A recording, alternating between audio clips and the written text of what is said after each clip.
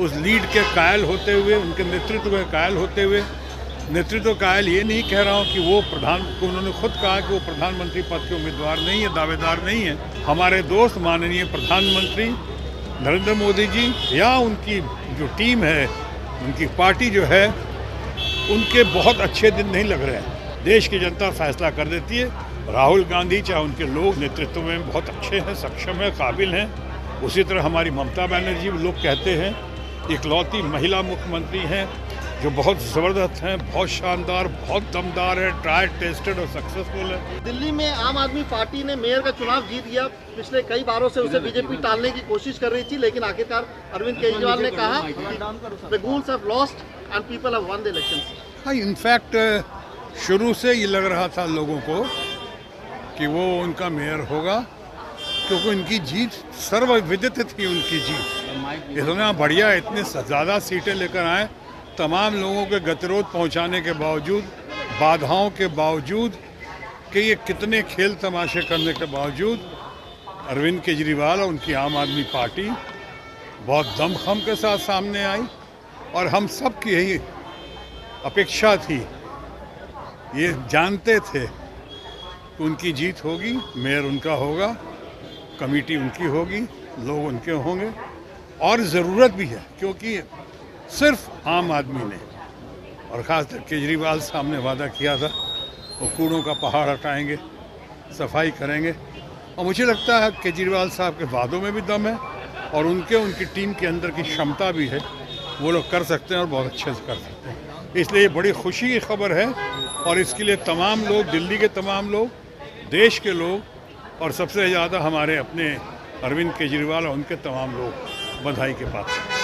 मुंबई में जिस तरीके से सर शिवसेना का जो उद्धव ठाकरे के हाथ से निकल गया, इस पूरे मसले को आप कैसे देखते हैं? शरद पवार ने भी कहा कि एक बहुत गलत परंपरा की शुरुआत चुनाव आयोग ने कर दिया। देखिए, शरद पवार तो देश के इतने महान नेता हैं, बहुत लोग तो उनको सही मायने में चाणक्य मानते हैं। उन्होंने जो कहा है तो उनकी बात का तो मैं खंडन कभी नहीं कर सकता हूँ और न करना चाहिए किसी को भी। उन्होंने बड़ी अच्छी बात कही है, लेकिन ये उनका जो है अभी खेल ख़त्म नहीं हुआ। मुझे लगता है वहाँ खेल अभी शुरू हुआ है। अभी सुप्रीम कोर्ट में मामला आया हुआ है और मुझे लगता है कि जल्द से जल्द, किसकी जीत और किसकी हार की बात नहीं कर रहा हूँ, लेकिन सुप्रीम कोर्ट से जल्द वहाँ के लोगों को इंसाफ मिलेगा, न्याय मिलेगा।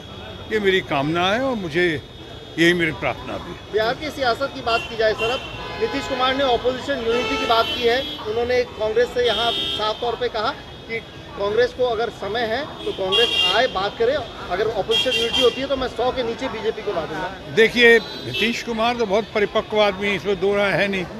नीतीश कुमार बहुत दिनों से कोशिशमंद है, फिक्रमंद है, ये भी दुनिया जानती है। मैं कह सकता हूँ कि मैं इस मामले में क्या बोलूँ, बेगानी शादी में अब्दुल्ला दीवाना, ये उनका अपना अंदरूनी मामला है। लेकिन विपक्ष का मामला पूरे देश का मामला है और विपक्षी एकता पूरा देश चाहता है, उसमें वो लीड ले रहे हैं। मैं समझता हूँ धीरे धीरे सब कोई उस लीड के कायल होते हुए, उनके नेतृत्व के कायल होते हुए, नेतृत्व कायल ये नहीं कह रहा हूँ कि वो उन्होंने खुद कहा कि वो प्रधानमंत्री पद के उम्मीदवार नहीं है, दावेदार नहीं है, लेकिन मैं समझता हूँ लीड लेते हुए, उनका कायल होते हुए, धीरे धीरे, स्लोली बट श्योरली विपक्ष के लोग, विपक्षी एकता होगी। कहाँ तक होगी आने वाला वक्त बताएगा, लेकिन होगी ज़रूर।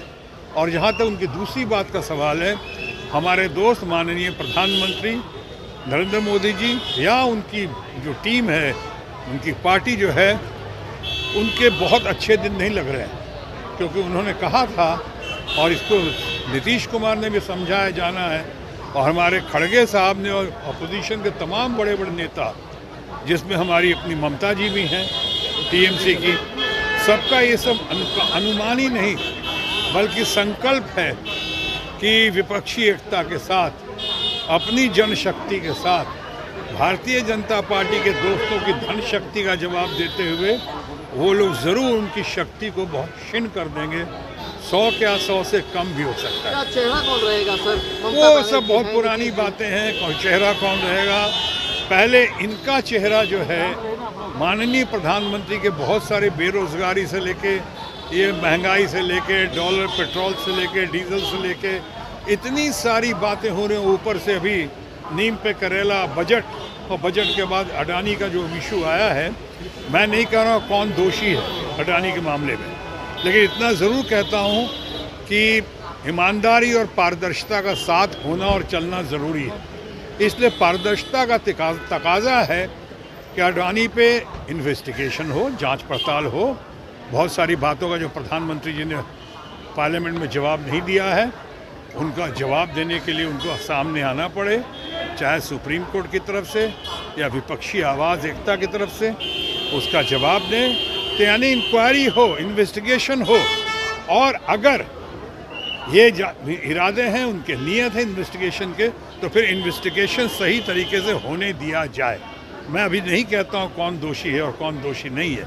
तो इन सारी बातों को देखते हुए लगता है कि बहुत सारी बातों का, बहुत सारे इश्यूज़ का जवाब देना बाकी है। तो कौन होगा प्रधानमंत्री विपक्ष से, वो तय करने का भी फायदा नहीं। पहले ये कौन नहीं होगा और किसे नहीं रहना चाहिए, वो सब जान रहे हैं और सब मान रहे हैं। तो जहाँ तक इनका सवाल है कौन होगा, तो हम लोग बचपन से सुनते आ रहे हैं, आप भी सुनते आ रहे हैं कि after Nehru who, after Jawaharlal Nehru, after Lal Bahadur Shastri who.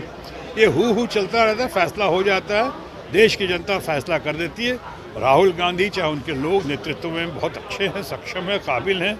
उसी तरह हमारी ममता बनर्जी, लोग कहते हैं इकलौती महिला मुख्यमंत्री हैं जो बहुत ज़बरदस्त हैं, बहुत शानदार, बहुत दमदार है, ट्राइड टेस्टेड और सक्सेसफुल है।